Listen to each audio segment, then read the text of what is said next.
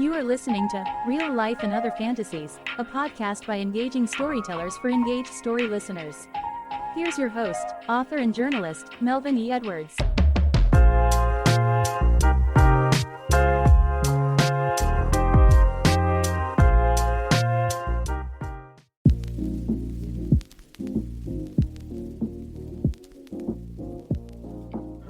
Hello, fellow storytellers, and welcome to this edition of Real Life and Other Fantasies. I'm excited to talk to our guest today because he's a man who seems to have been born to tell stories for a living. It's my pleasure to introduce Mr. Bob Kendrick, the president of the Negro Leagues Baseball Museum in Kansas City. Bob, I'm honored to have you on my show today. Well, Melvin, it's an honor to be on the show, man. Thanks so much for having me. Thank you for being here. All right, so you're a man who seems to have been living this dream for several years, but did you ever think that you would one day have your own MLB baseball card, have your voice featured in a major video game, be in a new documentary like The League, and have a satellite radio podcast like Black Diamonds? You're a multimedia star now. That's a long ways from Crawfordsville, Georgia. It's an awful long way from Crawfordville, Georgia, and the answer to your question is no. I don't know if there's any way to dream that that was going to be how fate would ultimately lead me down the path that I have, the path that I've gone. When I got involved with the Negro Leagues Baseball Museum, it was as a volunteer way back in 1993, 30 years ago. And honestly, Melvin, I just wanted to do what I could to support the organization. The minute that I walked into, at that time, a little one-room office here at Historic 18th and Vine, I didn't realize I had just walked into what would become my passion and what would become one of the most gratifying things I think I could have done either personally or professionally. I did not see, however, that it was going to turn into this rewarding career as it has. So the things that you talked about in this introduction, no, there's no way to see those things coming. Just wanted to do whatever I could to pitch in and support this museum. And for me, it has been a blessing that I've gotten the opportunity to meet some amazing people, do some amazing things, with this museum being the platform that has created those opportunities. I tell people all the time, and I mean it sincerely, this museum has given me far more than I've ever given it. And I don't take it for granted, the things that I've been afforded the opportunity to do. And you touched on this kid from Crawfordville, Georgia, man, all the 500 people. I've walked through this museum with American presidents, first ladies of these United States of America, the late, great General Colin Powell, a plethora of athletes and entertainers, my all-time favorite baseball player and my childhood idol, Henry Aaron, and some days I would be sitting in my office and the receptionist would yell out, "Mr. Kendrick, Ernie Banks is on the phone for you." And those are those pinch me moments. I'm saying to myself, Ernie Banks is on the phone for me? Henry Aaron is on the phone for me. So no, you don't expect those kinds of things. It's just been the byproduct of the work that we do. And I'm eternally grateful for having had these kinds of opportunities. And now these platforms to help, again, elevate the awareness of this history and, of course, this museum as the caretaker of this great history. Well, that's awesome. The name of this podcast is Real Life and Other Fantasies. And that's because sometimes your real life is bigger and greater than anything you could ever make up. That sounds like that's what your life has been like. So I've heard you speak a lot, and I consider you to be the ultimate storyteller. That's why I'm so excited to have you here on this podcast. Do you in any way consider yourself to be the storytelling descendant of the great Buck O'Neil? I think in so many ways that is what happened, and maybe it happened, by happenstance. I don't know. Just being around him for so many years, listening to him tell the stories. The difference, Melvin, is that he lived those stories that he told. I get to share them and relate them back to people. I got them firsthand, but I didn't live them. But the one thing that I admire so much about Buck, and I do think I absorbed some of this from him, if he told a story, And I don't care how many times he may have told the story. If he was going to tell it to you, he was going to tell it to you like it was the first time he ever told the story. He wasn't going to cheat you. And I think, as a storyteller, and those of us who fashion ourselves now to be storytellers, I don't know at the onset I saw myself that way, but certainly a lot of people do. There's no greater compliment than when people say, I felt like I was there. When you Wow. can paint a picture that is so vivid with words that people feel like they were taken back in time and they're there to witness that showdown between Satchel and Josh. Or you can see or envision the speed of Cool Papa Bell or the power of Josh Gibson as you're wearing that Homestead Grays jersey. That is the ultimate compliment for any of us in this line of work that again has gotten or earned the reputation as being a storyteller. But I do think a lot of it comes from absolutely being around the legendary Buck O'Neil, who I consider the greatest storyteller of all time, particularly as it relates to baseball. Yeah, I would love to have met him. I felt like I knew him just from watching him, various interviews with him. Obviously, I'd never met him, but I felt like I had a connection with him. Yeah, I can't imagine what it would have been like to be around him and learn from him. And he just seemed like a genuine man who was a great storyteller and a yeah. great humanitarian. He really was. You know, he was that rare breed, man. This world could use a whole lot more Buck O'Neil. Just the grace and the dignity, his gentle spirit, it just captivated you. And if you didn't know him, you wanted to know him. You were drawn to him. But you know what? He wanted to know you too. He honestly fed off of being around people. It fueled him and it energized him. And I tell people ask me all the time what I remember most about Buck. And obviously, there were so many wonderful things that I enjoyed hanging out with Buck O'Neil, the many car rides, plane rides, breakfast, lunch, dinner, playing golf together, the good natured ribbing that he would give you, all of that. But the thing that I remember the most about Buck, and I think this is a true understanding of who Buck O'Neil was as a human being, is that you always felt better leaving Buck than you did when Wow. you came to see him. And there's not many people that strike you in that way. I don't care how No. bad your day might have been going. If you had a chance encounter with Buck O'Neil, it got better. Yeah, you left smiling. You were feeling a little bit better no matter what troubles you might have in your life. That is something that is special. And I witnessed this, man. I witnessed Wow. this everywhere we went. We would be in the airport and he would just go over to some folks and introduce himself. My name is Buck O'Neil. What's yours? By the time we're You leaving, actually sounded like him there. yeah, no, by the time we're leaving to go to our respective gates, they are sharing an embrace as if they've known each other all their lives. But you see, the Wow. man never met a stranger in his life. He just didn't. And I think that he had a certain innateness. To me, the same kind of innateness that we knew and loved Dr. Martin Luther King, Mother Teresa, Gandhi, the universal ability to see the good in people. Sometimes, Melvin, when they weren't good, Buck saw the good in them. And I think that's what drove him. And that's why he lived such a long, rich, fulfilled life. Because again, as he said, he never learned to hate. Yeah, and that it was so Wow. much easier to love than it was to hate. Yeah, we definitely need more people like him in this Oh, world. we absolutely. I've been to the National Baseball Hall of Fame in Cooperstown, New York, 8 times, I think.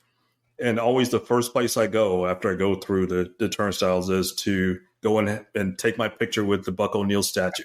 Every time I go in there. So I just feel that connection too. Yeah, So no, I've got a lot of people do, man. And even when you come here to his museum, you feel his spirit here. Now, his spirit still resides here.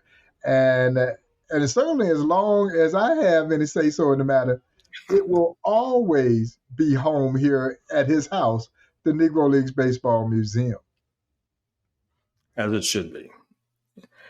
All right, so got a couple quick questions for you. Yes, so sir. I understand that even non-baseball fans have heard of players like Satchel Paige, Josh Gibson, which I'm wearing Josh's jersey here, and Cool Papa Bell. So I won't ask you about them right now. But so can you tell us about a couple of your favorite stories about some of the lesser-known Negro Leagues men and women who played during that segregated era?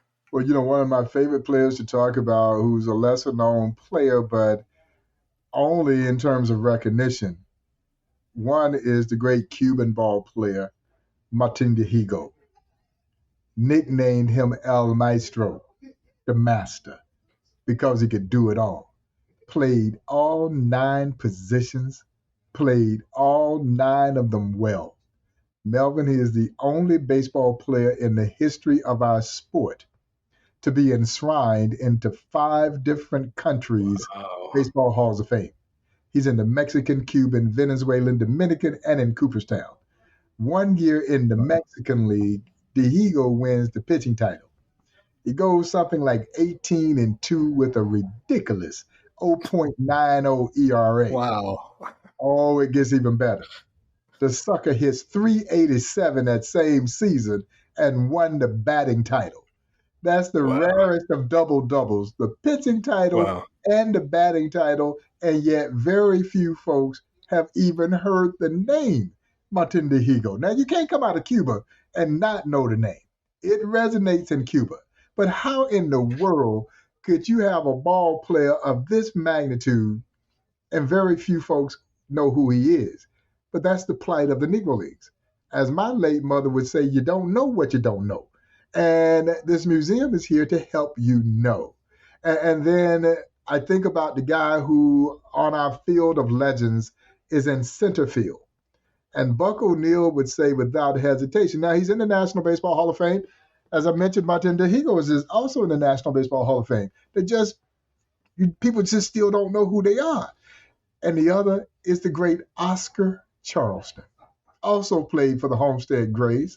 And Buck O'Neil would say without hesitation that Oscar Charleston was the greatest baseball player he ever saw.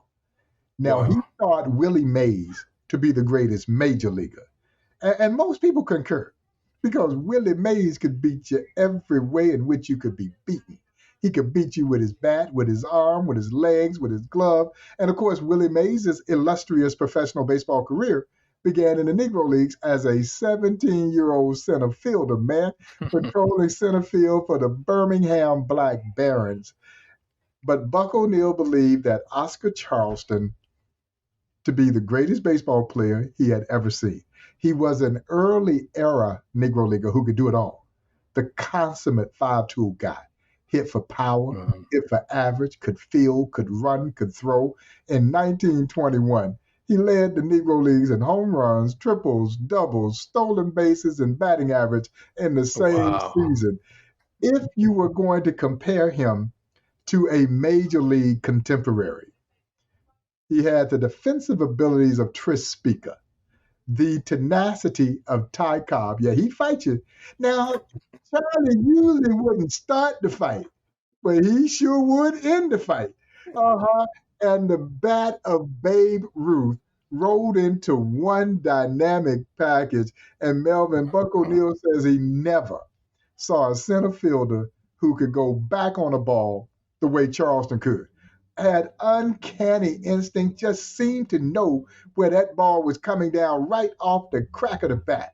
And so he played a very shallow center field, almost up to the edge of the infield. So you couldn't bloop it in front of him, and unless you hit it on a rope, you couldn't get it over his head. You remember the catch that Willie Mays makes in the World Series there in the Polo Grounds? That catch could have only been made in the Polo Grounds. That's a home run in damn near every other ballpark in the country. And honestly, the throw was better than the catch, but everyone remembers the catch because of the magnitude of the moment, because he had to run a country mile to make that great over-the-shoulder basket catch Man, all the old timers in the Negro League say, had that been Willie Mays, had that been Oscar Charleston, Melvin, he's been waiting for that ball to come down. Yeah,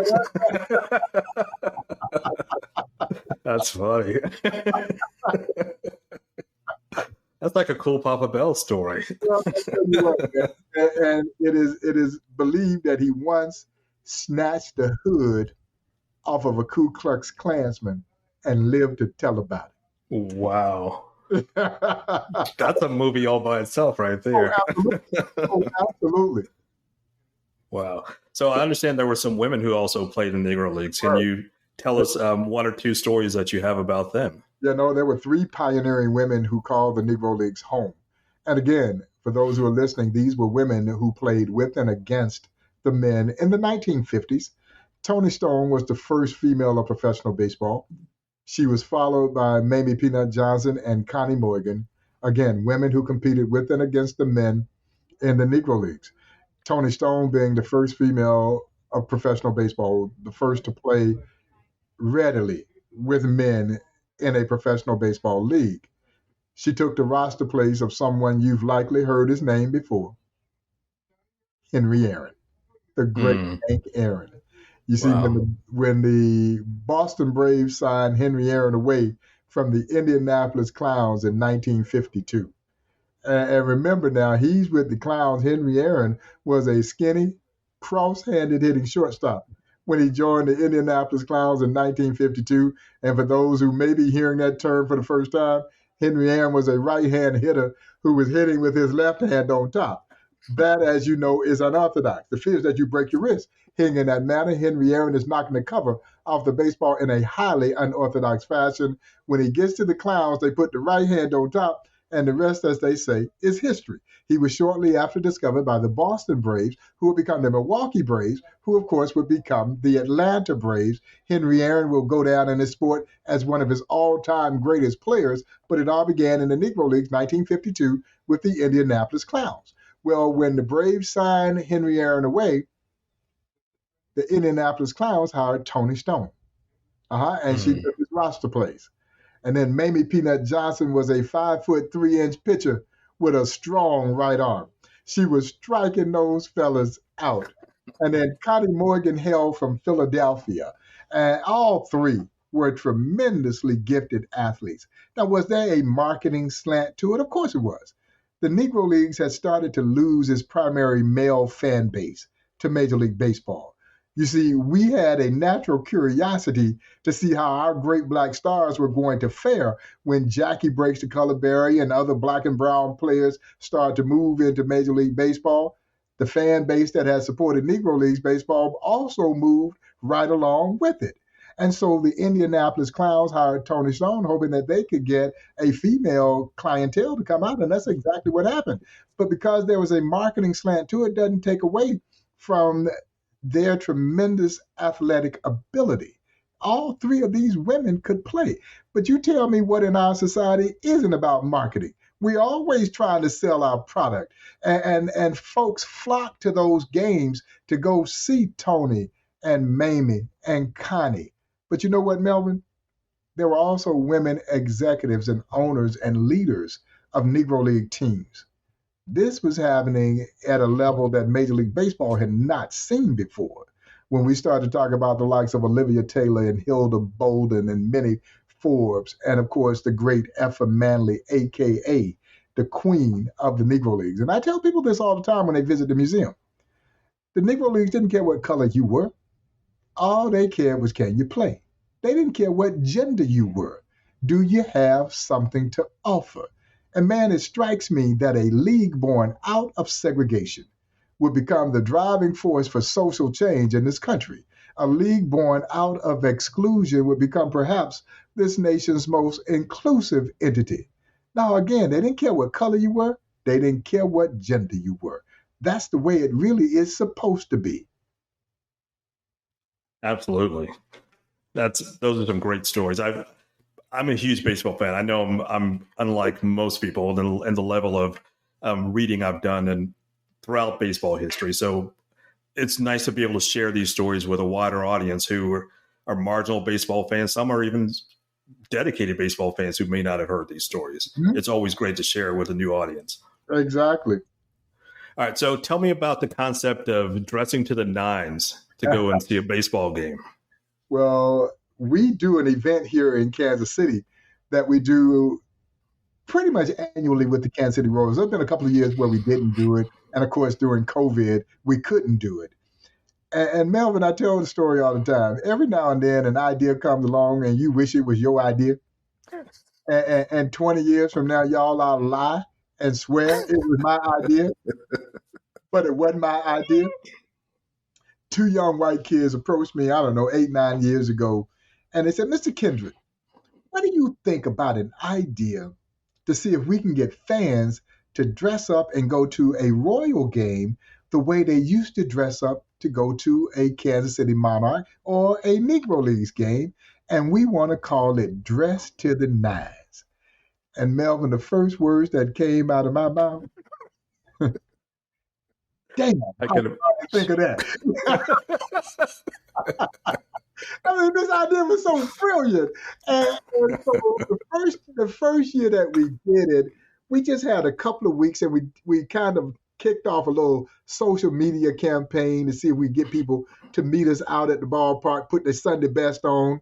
And we must have had 200-300 people that did this. And you could see other fans looking around like, what in the world is going on here? And the Royals weren't involved in year one, but they loved the idea so much that they got involved in year two.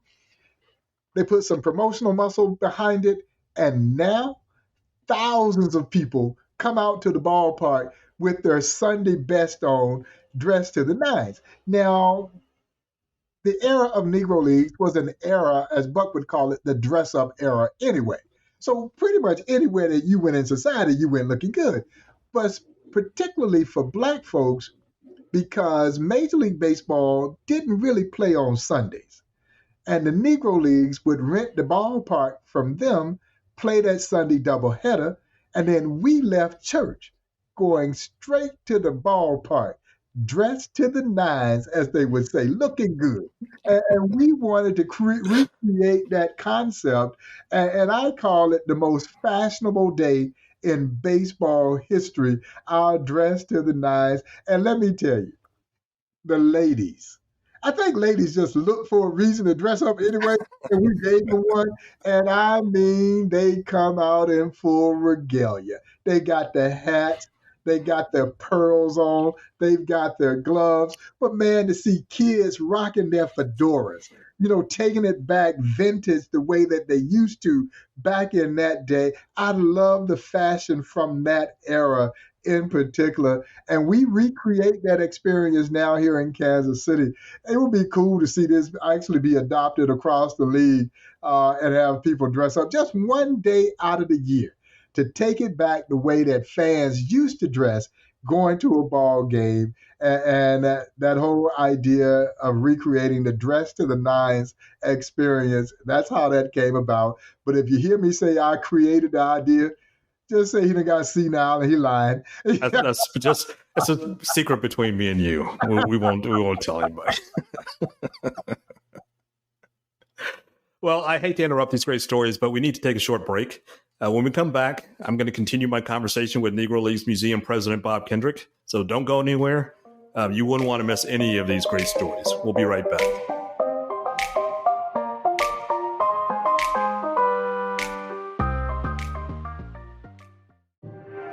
Make 1908 House of Wine and Ale your new favorite destination between San Antonio and New Braunfels. With 15 ales on tap, more than 30 craft beers in cans and bottles, and over 70 wines, we have a selection that's perfect for both relaxing with a glass or gathering with your friends. We even have wine on tap. That's right, we have wine on tap. www.1908houseofwine.com. Family and animal friendly.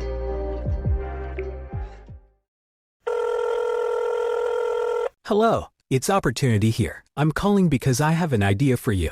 If you have a business, you could be reaching our engaged listeners right now instead of just listening to us talking about you reaching our engaged listeners. We can be your microphone to shout out to anyone from coast to coast who listens to this podcast on Spotify, Apple, or Google. Reach out to us at melstorytellingpodcast@gmail.com and we can craft a plan that works best for you. That's melstorytellingpodcast@gmail.com. melstorytellingpodcast@gmail.com. Now, back to real life and other fantasies.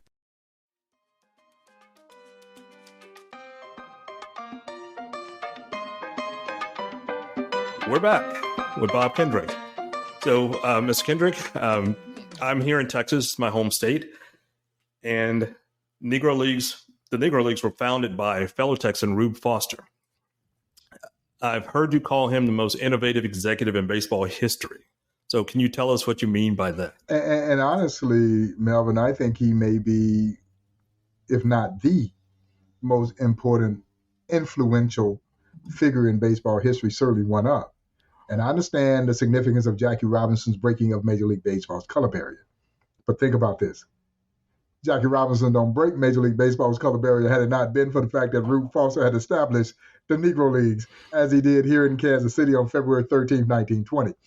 And he essentially accomplished what others had attempted to do but had failed, to create a successful, organized black baseball league.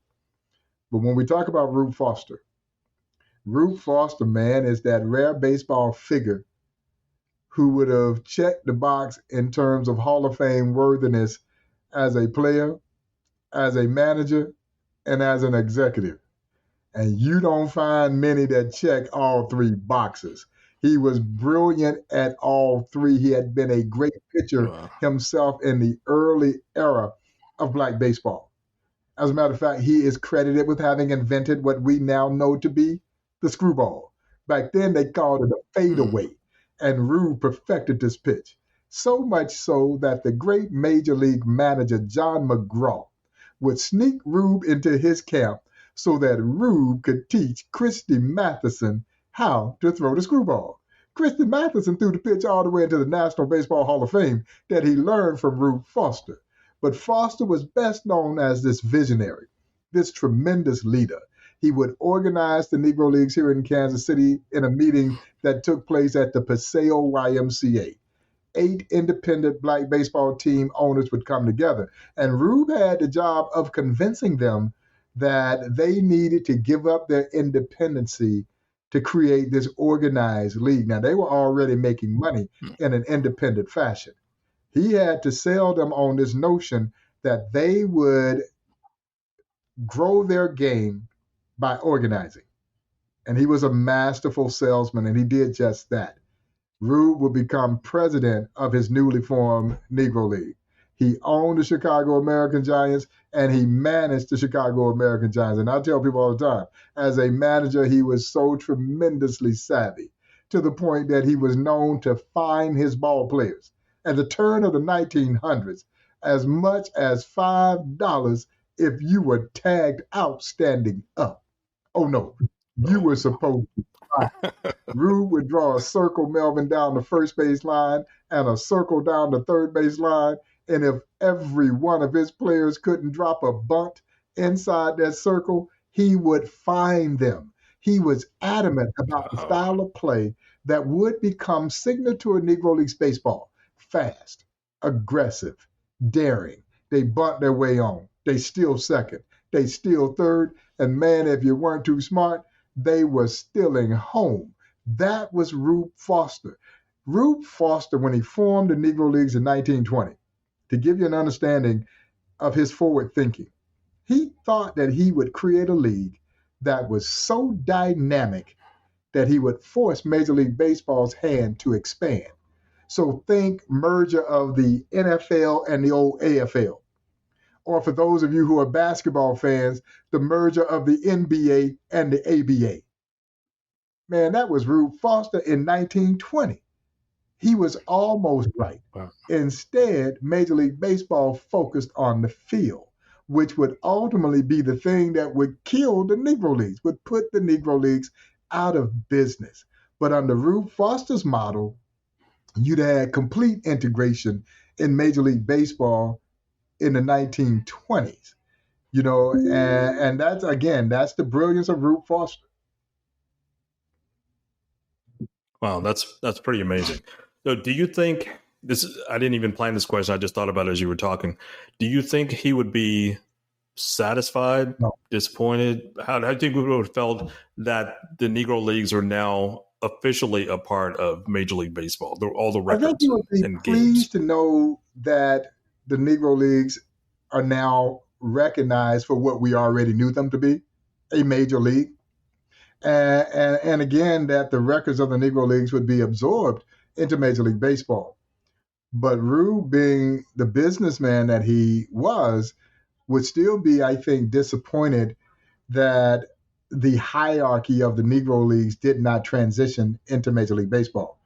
Only the players. You don't get your first African-American coach in Major League Baseball history until 15 years after Jackie Robinson in Buck O'Neil. Buck O'Neil joined the Chicago Cubs as the Major's first black coach in 1962. You don't get your first black manager until Frank Robinson in the mid-1970s. Bill Lucas becomes the first GM. And you had this litany of great black businessmen who were running professional baseball franchises who just simply did not get the opportunity. I think he'd be disappointed with that aspect. But yeah, no, naturally, I think, as we all are who are engaged and involved in keeping alive the history of the Negro Leagues, we're very excited to see that the Negro Leagues are getting the recognition that it so sorely deserves. And that's a great segue for my next question. Can you help relay the story of how Ted Williams used part of his Hall of Fame induction speech to bring awareness to the Negro League's best players? And a lot of people thought it was out of character for Ted to do this. And quite frankly, it may have been out of character for Ted to do this because a lot of people thought that Ted just cared about Ted. And because even his teammates, Ted was so good. His eyes, Melvin, were so good that Ted Williams would take that pitch that was just on the outside of the plate and take that walk as opposed to maybe driving in that run. And some of his teammates thought he was selfish. So when Ted Williams used his own Hall of Fame induction speech in 1966 and boldly stood there and advocated for the inclusion of Negro League players into the National Baseball Hall of Fame, as he would go on to say, as symbols of those great black stars who weren't there because they had not been given an opportunity. 5 years later, Satchel Paige becomes the first for his Negro Leagues career to be inducted into the National Baseball Hall of Fame. This does not happen without Ted Williams' advocacy. You see, this couldn't have been just your average Joe ball player up there, making a stance and saying this should happen. No one would have paid them any attention. Ted Williams was a superstar. And when he used his platform to do that, you had to listen. A lot of people did not know that Ted Williams was Mexican American, that his mother was Mexican. And so Ted had a heart for this. And Ted had competed with and against them. He knew that these guys could play. Yeah, he knew. But for him to stand there and use his Hall of Fame speech to advocate on their behalf was one of the most selfless acts, I think, in sports history. The other one for me was Buck O'Neil standing there representing the 17 Negro Leaguers who got in 2006 after he missed by one vote. That was true selflessness. But Ted, it doesn't happen without Ted. Every time I think and talk about this, I tip my cap to the late, great Ted Williams for what he did that ultimately opened the door for Negro League players to be enshrined in the National Baseball Hall of Fame. Yeah, Ted Williams, since I was a child, has been my all-time favorite player. And when people ask me why, before I start talking about his 344 batting average or 521 home runs, I always talk about that Hall of Fame speech because that gave it a different level of importance. I gave him a different level of influence, and that's important to me. No, it was a seminal moment in baseball history, particularly again for all of us who are stewards of this story of the Negro Leagues. Right. Okay, so since this is an auditory medium, I'd like for you to give the audience a quick tour, help them visualize what it's like to go to the Negro Leagues Baseball Hall of Fame, and then tell them what they can do to help support the efforts that you have there. The way we set up the museum, folks, is that you walk into an old ballpark. And of course, as traditional to walking into an old ballpark, the first thing you see is the field. Of course, here it is called the Field of Legends. And Melvin, I think it is one of the most amazing displays in any museum anywhere in the world. Now, I'm biased, obviously, but it is so compelling. It's a mock baseball diamond that houses 10 of 12 life-size bronze sculptures that are on display here. The 10 that are on the field are cast in position as if they were playing a game. And they represent 10 of the first group of Negro League players to be inducted into the National Baseball Hall of Fame, where you're looking from the outside onto the field through a chicken wire barrier. Chicken wire is actually symbolic of American segregation. You see, during that era, if black fans were allowed in to watch a Major League game, that is typically how we were separated. So black fans would sit either down the left or right field lines. We would be separated from white fans who sat in the rest of the ballpark with a chicken wire barrier. We use that same chicken wire to separate all of our visitors from the centerpiece of our exhibition. Well, we want to create, I guess, the illusion or at least the desire that you can see that field, but you can't get to it. And the only way that you're allowed to take the field here at the Negro Leagues Baseball Museum, you literally have to earn that right. And you do so by learning their story. And so by the time you've bared witness to everything that they had to endure just to play baseball, the very last thing that happens at the Negro Leagues Museum is now you can take the field. And in many respects, you're now deemed worthy to walk out on the field, as I like to say, with 10 of the baddest brothers to ever play this game. And along that journey is set on a timeline of American history. Everything above the timeline is baseball related. Captured inside the timeline are what I call historical reflections of things that were happening to African Americans at that particular juncture in our country's history. So really, it becomes an all-encompassing history lesson. You not only come here and witness the rise and subsequent fall of the Negro Leagues, but you literally witness the social rise of America simultaneously. That's great. I haven't been there yet. It's definitely on my bucket list. I need to go in the next year. I definitely need to go, and hopefully I'll get a chance to meet you. You got to come see us. It is such a special place. Well, I definitely plan to come. All right. So as we wind down this episode, I'm going to give you 9 names, sort of like a lineup, no particular order. And I want you to say the first thing that comes to your mind about that person. So the first one is a little bit of a curveball, and then the other 8 will just be batting practice fastballs. So nothing tricky. All right. The first one, Ichiro Suzuki. One of my favorite people, man. Could have played in the Negro Leagues. Had a special bond with Buck O'Neil. And honestly, Melvin, I think he had this bond with Buck O'Neil and Buck had this bond with Ichiro because Buck understood the plight that these players coming into this country, what they had to go through. Because it didn't matter how great Ichiro had been in Japan. The minute he said he was coming over here to play Major League Baseball, all the skeptics said, oh, you did that in your league, but you won't do it in our league. And what does he do? He ripped up this league too. And the Negro League players went through the exact same thing. The major leaguers said, oh, y'all did that over in your league, but you won't do this in our league. And they came over and ripped up Major League Baseball too.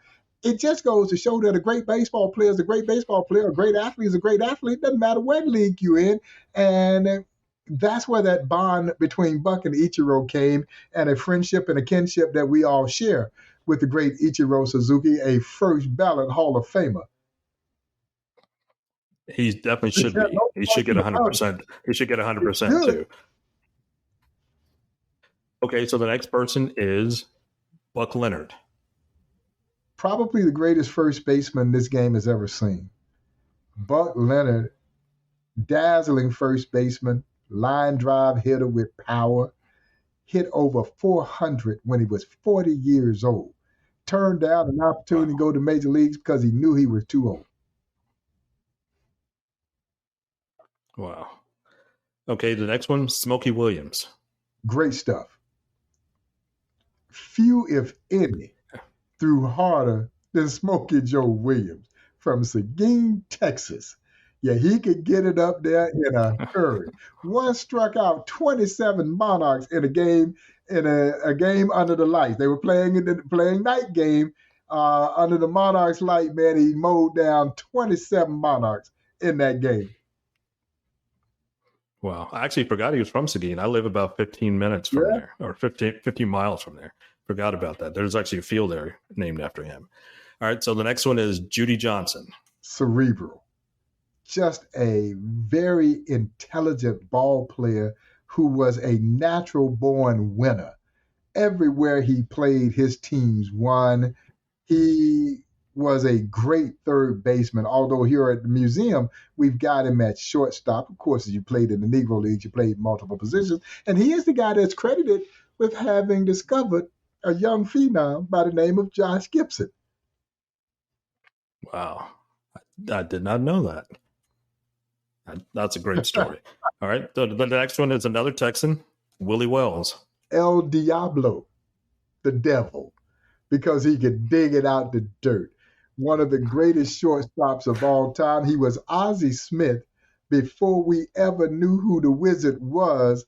Willie Wells was making those same kind of acrobatic plays, but Willie Wells was a power-hitting shortstop.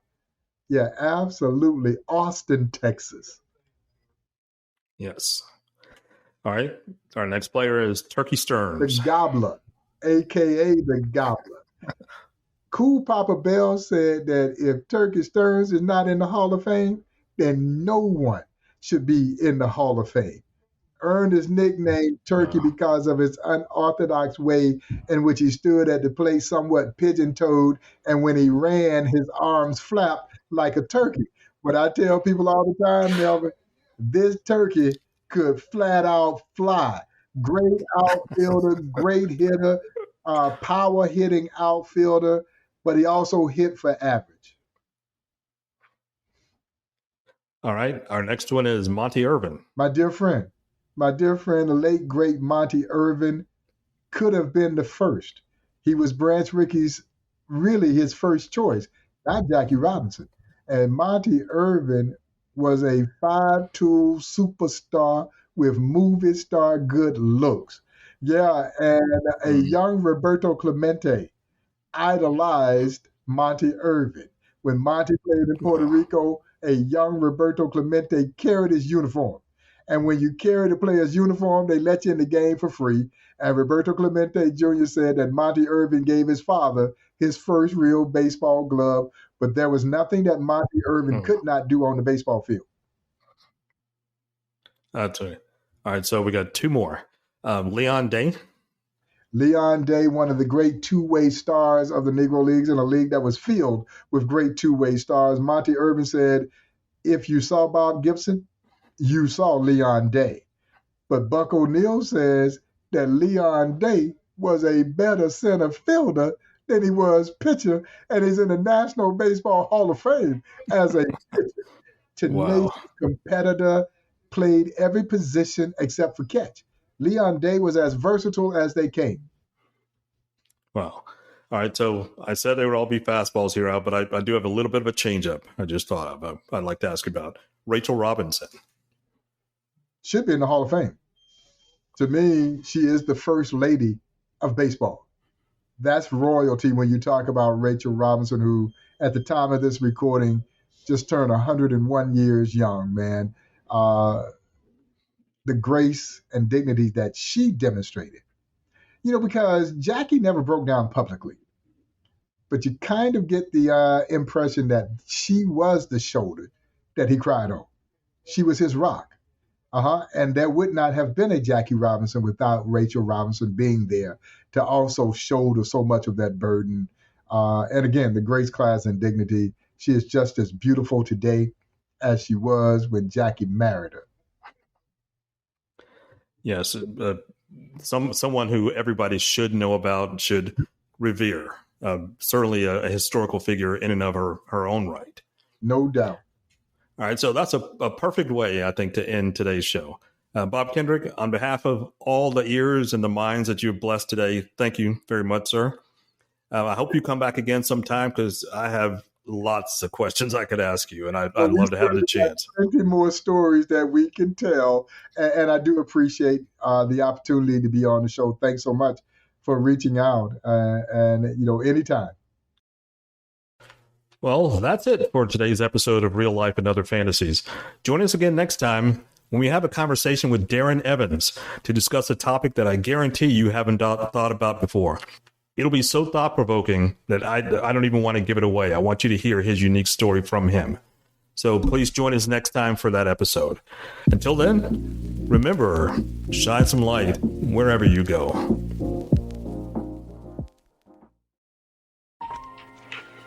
That was another edition of Real Life and Other Fantasies with your host, Melvin E. Edwards.